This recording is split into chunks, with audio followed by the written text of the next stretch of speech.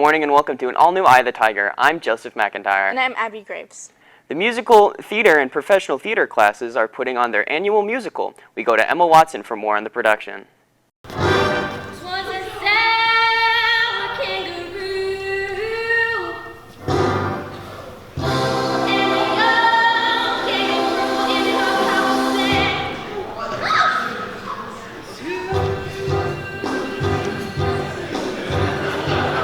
Seniors Leilani Laurel, Michaela Witzel, and Emily Isom, along with freshman Nico Snyder, direct, choreograph, and perform in the drama department's main stage performance of Seussical the Musical.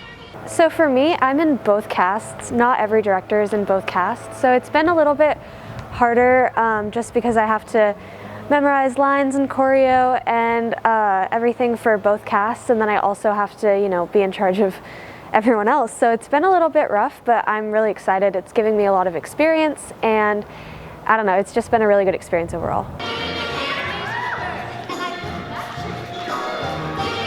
This production is completely student-directed and choreographed, with help from the department teacher and professional drama class in behind-the-scenes work. So Sejan has completely taken charge of marketing, getting the word out, making sure everything is good financially.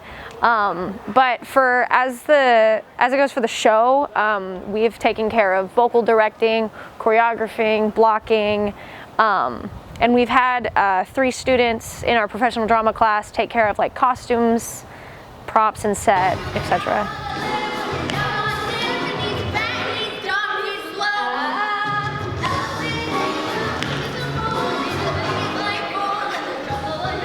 I'm a little nervous, just, I'm in the show, I play Maisie, and just from a director's stance, there's a lot that we had to face with just a lot of stuff going on, and there's always like that weird pressure that you hope everything goes good.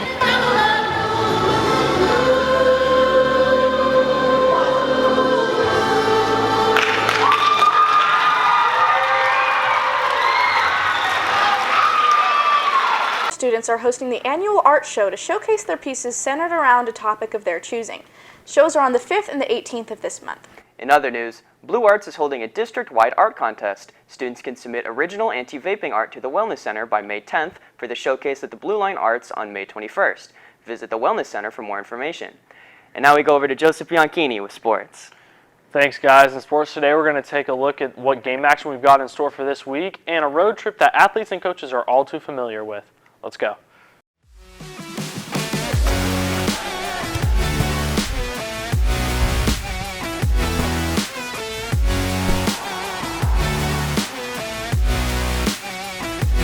Good morning and welcome to this Tuesday's edition of EOTSN. I'm Joseph Bianchini. Many spring sports are nearing an end, meaning action is slowing down. Both boys and girls lacrosse said goodbye to their seasons this past week. Boys tennis also saw its season come to an end last week. With that being said, there is still sports action over the weekend.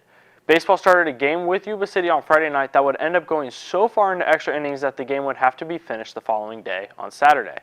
They played one last final inning where unfortunately Yuba City would come out of that 15-inning game with an 8-6 win. Softball was also in action on Friday, taking a long road trip to River Valley to catch an 11-1 win. Actually, that long, awful road trip to Yuba City has become all too familiar for RHS athletes. Recently, sports reporter Jacob Villapando took a deeper look into this hindrance Roseville athletes and coaches have always had to deal with. In 2018, the Capital Valley Conference, or CVC, realigned the teams that play in their conference. This added teams such as Intercom, Yuba City, and River Valley, all teams that are farther than a 30-minute drive. Senior Ryan Tan has mixed feelings about having teams far away from us in our league. I do enjoy traveling to Yuba City, but at the same time I don't, because the bus rides are pretty lit, but we also have a 45-minute drive there, so it kind of drains our energy. Transportation is one of the biggest issues that arises when having to travel far for league games.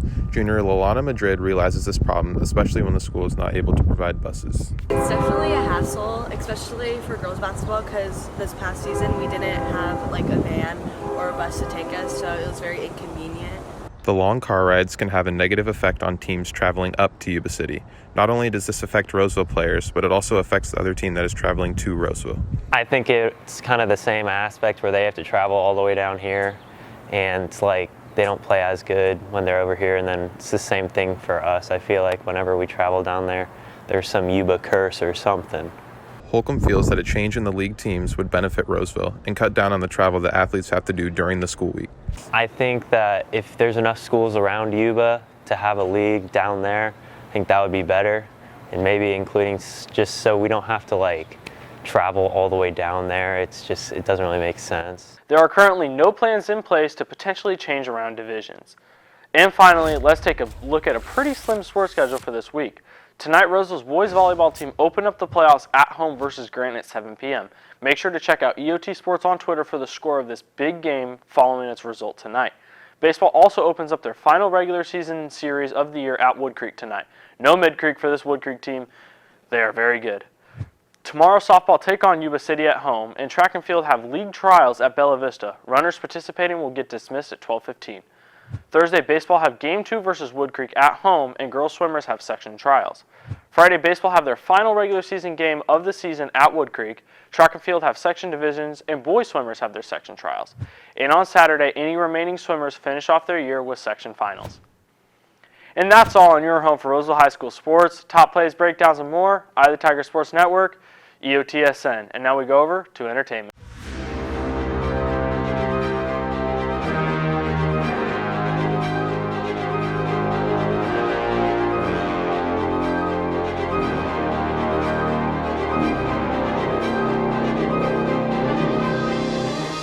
Thanks, Joseph.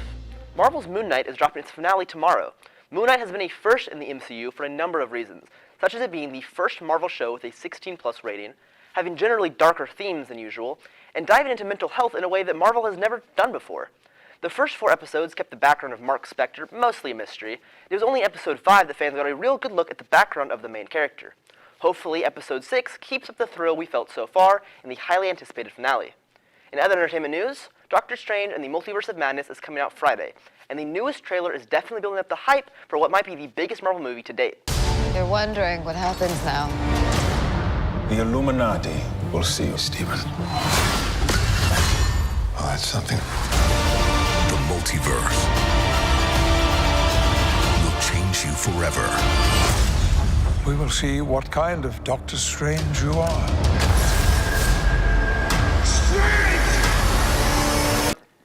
For a more in-depth review of Doctor Strange, make sure to tune into Friday's broadcast. Now, we go back to news. Thanks, Connor. One senior produced a short video project about the stresses of graduation. We go to Zoe Light with more on the story. Senior Jack Lucia worked with RHS alumni Andrew Anderson on a short film about the anxiety that comes with graduating. I made a short film with my friend Andy, and it's pretty much just about our struggles and stresses as graduating seniors. Well, he's already graduated, but college students kind of finding ourselves and finding our way. According to Lucia and Anderson were inspired by a competition to complete the short film in about 4 weeks. I think about a month ago, there was this YouTuber named Joel Haver, and he was doing a competition for people to make short films, and it kind of inspired us. Lucia and Anderson only had a limited amount of time to film, with having trouble coming up with ideas for the project, but were overall satisfied with the outcome. You had 3 hours to film 40 minutes of content, so that was a challenge, just finding stuff to film. It was also kind of just figuring out what we wanted to film. You can find Lucia and Anderson's short film on YouTube, Where Do We Go From Here?, a short film by Anderson. And that's it for us today on Eye of the Tiger. And remember, we're always on at eyeofthetigernews.com. See you next time.